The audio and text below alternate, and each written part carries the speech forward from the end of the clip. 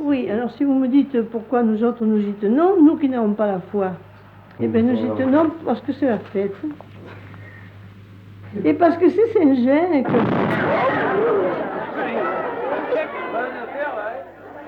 Depuis 8 siècles, une confrérie de paysans organise chaque année un pèlerinage populaire d'un type particulier à la mémoire de Saint-Jean.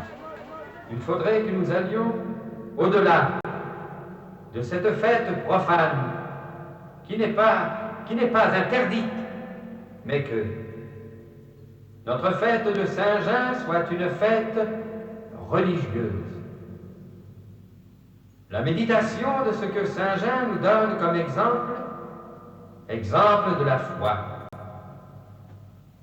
Ce pèlerinage de Saint-Jean doit être une pénitence. Ceux qui vont partir, qui vont marcher jusqu'à l'ermitage, feront une pénitence physique peut-être, mais peut-être spirituelle aussi. Ils vont recevoir la bénédiction et que, tout au long de ce chemin, ce ne soit pas simplement un acte sportif, mais un acte aussi de pénitence.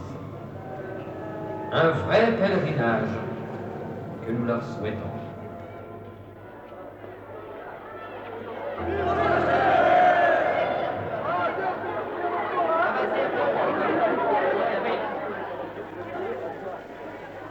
Comme chaque année depuis 8 siècles, 4 jeunes garçons, choisis parmi les membres de la confrérie le jour de la Saint-Marc, vont porter la chasse de leur saint pendant 18 kilomètres, du lieu de sa naissance, Monteux, jusqu'au Beaussais où il mourut à l'âge de 23 ans. Celle-là, 1883.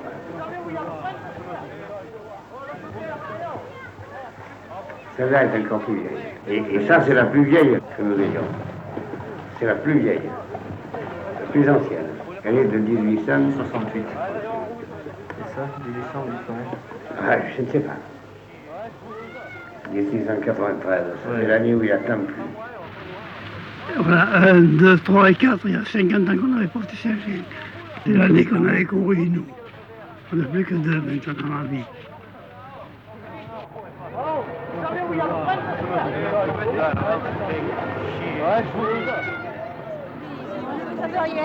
te donne quand même plaisir. Il n'y a jamais eu d'accident.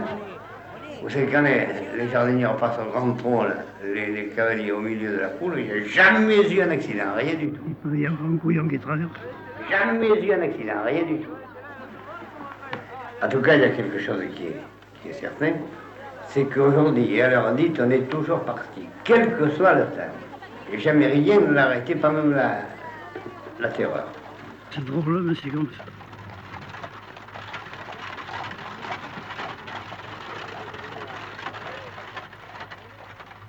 Lassé de la stupidité des habitants de son village, Jean décida de se retirer dans la montagne voisine pour se consacrer uniquement aux travaux des champs et à la méditation. Quand il est parti de montagne, il a emmené ses 2 vaches. Avec ces 2 vaches, ça faisait voyance. Mais cette espèce de contestataire qui a 15 ans fout le camp, hein, il est parti pendant qu'il y avait une course de taureaux. À cette époque, le comtat faisait courir. Il a dit, tout le monde est à la course de taureaux, je peux partir tranquille, je rencontrerai personne, mes vaches. Pour que les gens ne le voient pas partir, il fallait trouver un biais. À ce moment, il n'y avait pas de match de football, alors qu'est-ce qu'il y avait? Il y avait la course de taureaux. Il y a un garçon très dévot. Et au milieu de la foule, on recevait des coups de cailloux. Bah oui, mais on le trouvait niais, on disait un tas de choses de lui. Ah non, non. Il en avait assez. Quand il dit à sa mère, va te promener, je ne retourne pas. Il était bougrement, anarchiste même. À 15 ans, il était bougrement, rebroussier. Mais il en avait marre des gens de là-bas, ça je le comprends. Parce qu'ils étaient agaçants comme la pluie, ces gens de Monteux.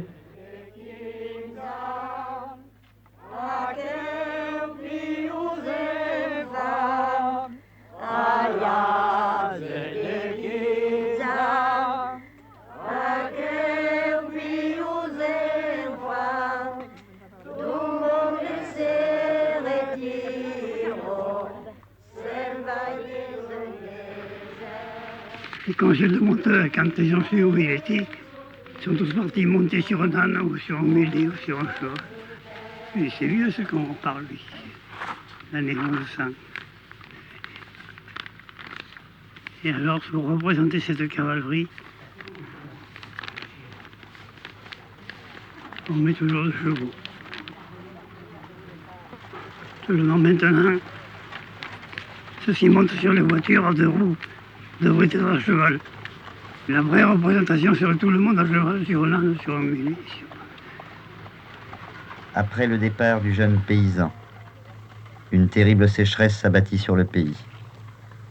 Prenant conscience de leur ingratitude, les villageois partirent dans son désert, l'imploraient de les absoudre et de leur rendre la pluie. Je me rappelle d'une procession.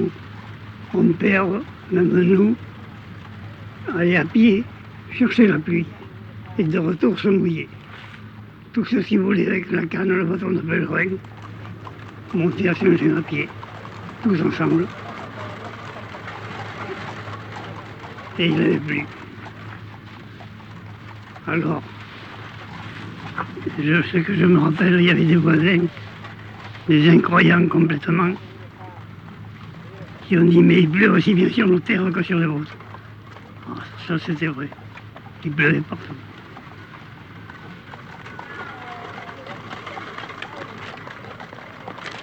Maintenant, des pèlerinages des gens qui viennent exprès pour la pluie à Saint-Jean, je n'ai plus vu depuis longtemps. Et oui, on en aurait grandement besoin, malheureusement. Bon, je crois quand même que nous avons actuellement associé tout ceci en dehors de Saint-Jean, nous avons quand même un détraquement atmosphérique qui est d'une je ne sais pas quoi, mais qu'on ne voyait pas avant. Moi, je ne sais pas si c'est les nouveaux engins, les machins nucléaires, tout ce qu'on aura, je crois que ça y est pour quelque chose. C'est détraqué complètement.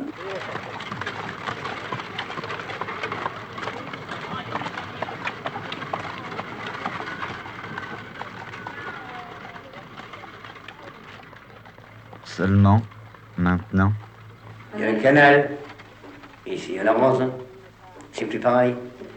Vous comprenez, la situation a changé. Avec les irrigations, c'est rare qu'on ait une sécheresse qui vraiment sèche tout, quoi. Jusqu'à là, le moyen d'y remédier. Alors, comme je vous dis, le canal a tout changé. La pluie, on n'a plus fait attention. Parce que l'eau arrive. lorsque les villageois ne doutèrent plus de ses dons de faiseur de pluie, sa réputation ne fit que s'accroître. Cette histoire du loup et de la vache. Ah, ça c'est la légende. Oui, mais la charrue qu'il avait, Saint-Jean, avec une vache au tiravo. Quand on dit qu'il était en train de labourer avec deux vaches qu'il avait amenées de Monteux, il y a un loup qui s'amène, qui bouffe une vache, puis qui a pris la tête à la place de la vache qui le fait horrible. J'aurais bien aimé le voir. Un loup dévorer une vache, il avait bon appétit entre nous, hein. Moi, je ne sais pas, mais un loup qui a bouffé une vache, je ne sais pas s'il a beaucoup de courage pour travailler par la suite. non, mais quand même. C'est sûrement véridique. Parce que dans ce désert, à cette époque-là, ça devenait un vrai désert. Et les loups devaient guère avoir bouffé là-haut. Alors en voyant une vieille vache maigre, ils sont dessus. Ah ben, je pense que c'est une légende. Donc, je sais tout.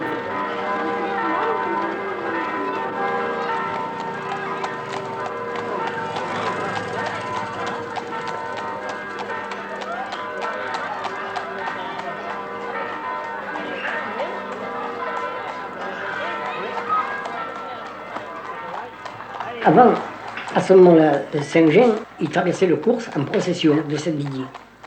Mais comme à Saint-Didier, il y avait des types, des républicains, qui n'étaient pas commodes, quand la procession passait, quand ils traversaient le cours, il y avait des réflexions qui ne plaisaient pas aux uns aux autres, et chaque fois, il y avait une bagarre. Chaque fois. Ils descendaient de leur jardinière avec le fouet, etc. Chaque fois, il y avait des bagarres.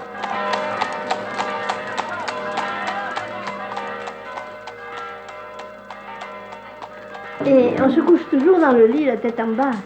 Car, convaincu de son immense pouvoir, durant 8 siècles, toutes les générations invoqueront sa protection pour toutes sortes de miracles. Bien sûr. Je suis allé une fois chercher de l'eau, moi. Pour un bon frère qui avait la fièvre typhoïde. Le lendemain, le docteur arrive, il n'avait plus de fièvre. Il n'y a rien compris. Le docteur de Carpentras. Ben, ça a été un miracle. Ni vu, ni connu, rien du tout. La fièvre est tombée comme ça.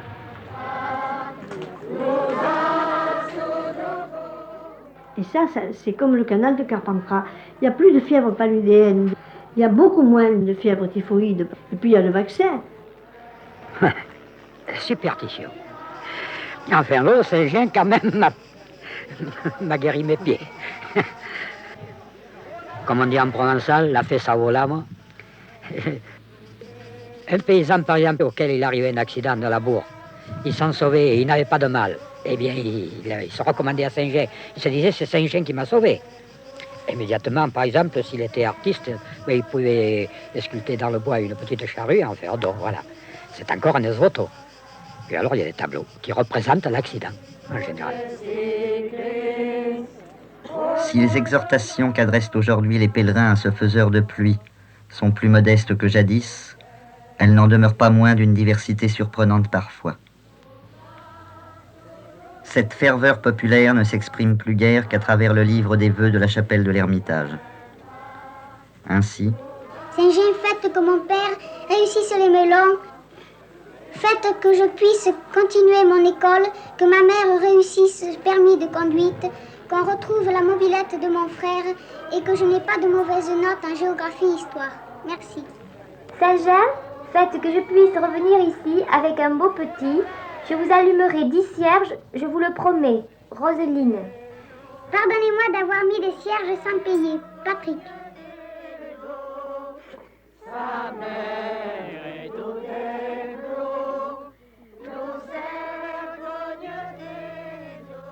Non, mais tout ça fait non seulement passer le temps, mais donne confiance. C'est bien, quoi.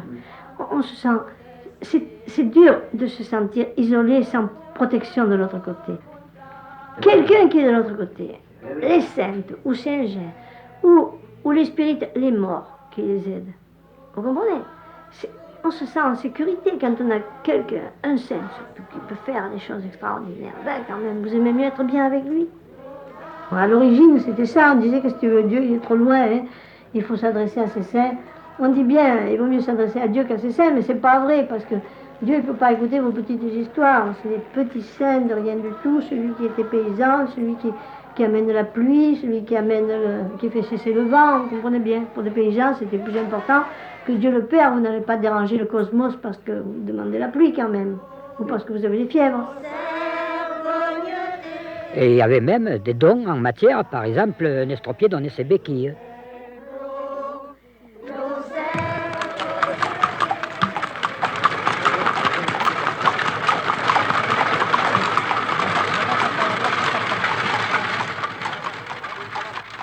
Alors, qu'est-ce que vous voulez aller vous coucher dans le lit de Saint-Jean? On ne redoute plus les fièvres, c'est plus la peine d'y aller. Il y a le canal de Carpentras pour eux aussi.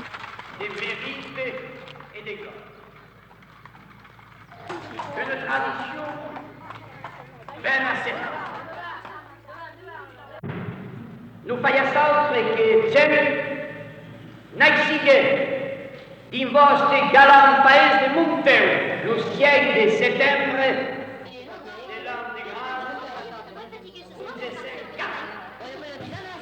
Ah, mais ça c'est vrai, ça c'est vrai. Nous faisons un de part quand même. Oui. Et pourquoi? Pour le sermon provençal, pour les quêtes dans l'église. Oui. Parce qu'il nous faut des sous, nous aussi. Pensez que ces 4 jeunes-là sont offrés à la compris pendant 3 jours. On les nourrit. Pour les loger, c'est pas difficile. Coucher dehors, c'est...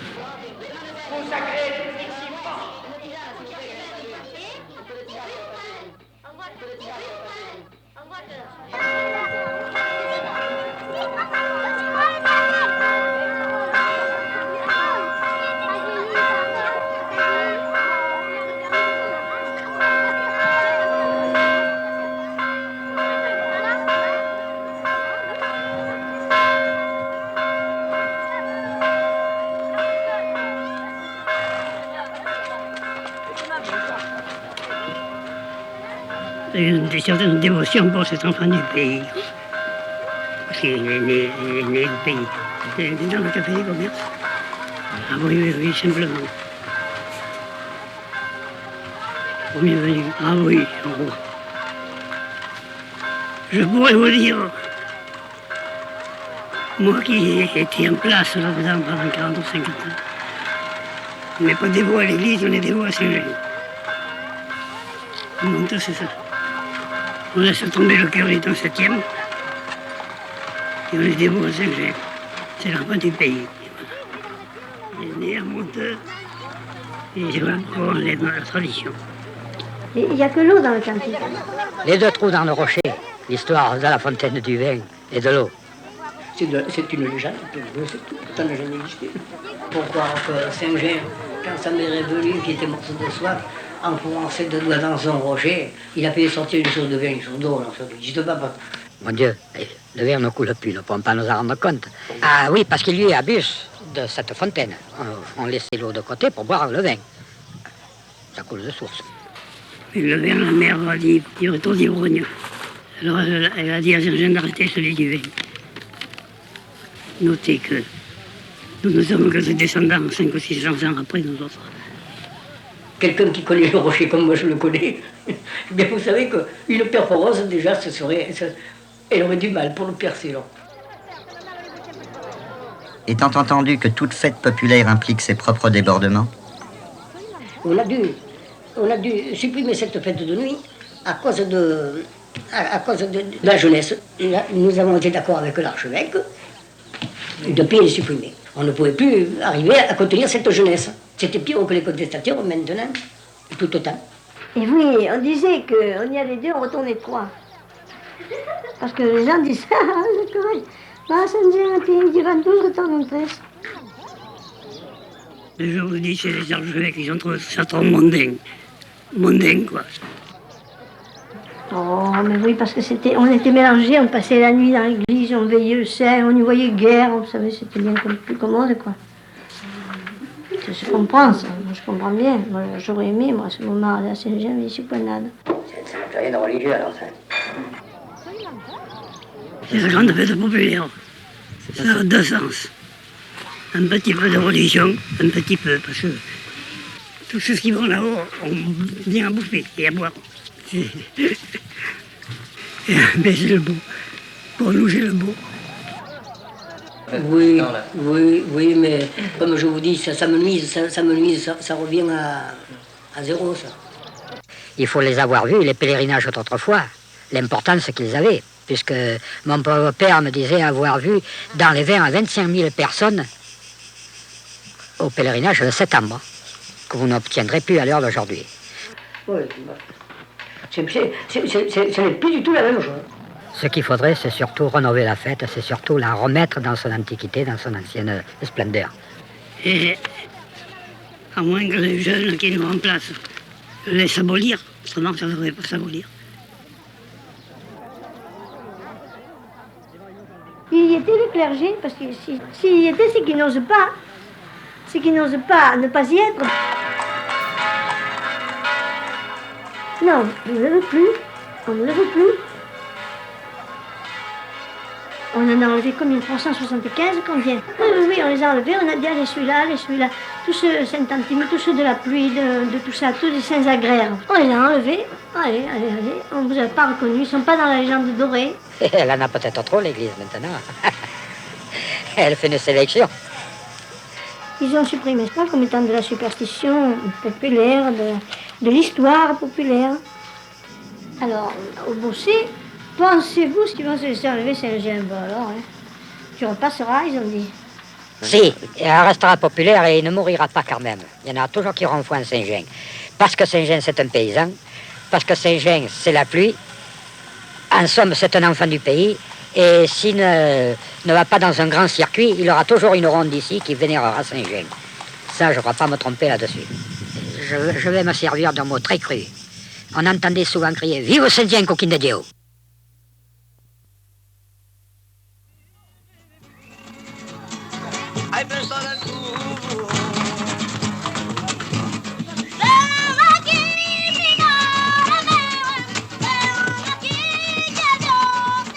partir de la guérison d'un de leurs enfants, attribué à l'intercession de Saint-Jean, les gitans se rendent depuis 10 ans, au mois de juin, sur les lieux du culte.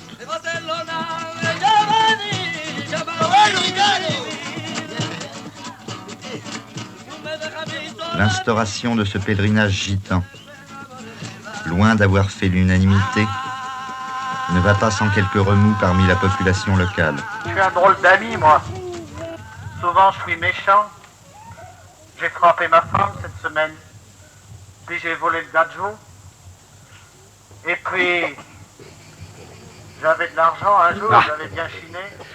Vous savez, Mon voisin, il avait faim. Il a beaucoup de petits. Je ne voudrais pas critiquer la partie ecclésiastique. Ben, vous voyez, le curé a instauré une fête que je ne comprends pas. C'est celle des gitans.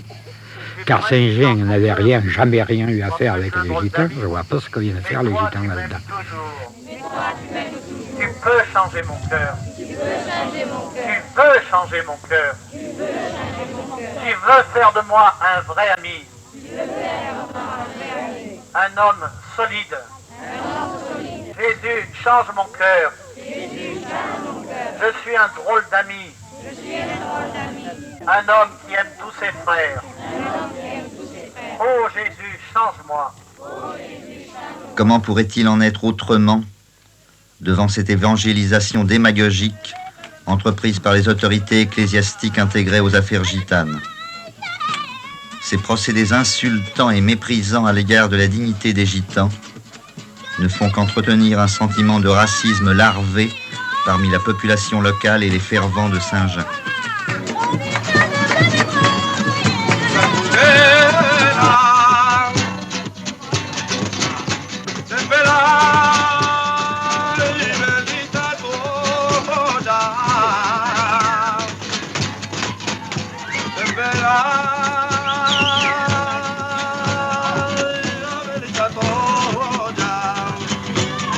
Carmela.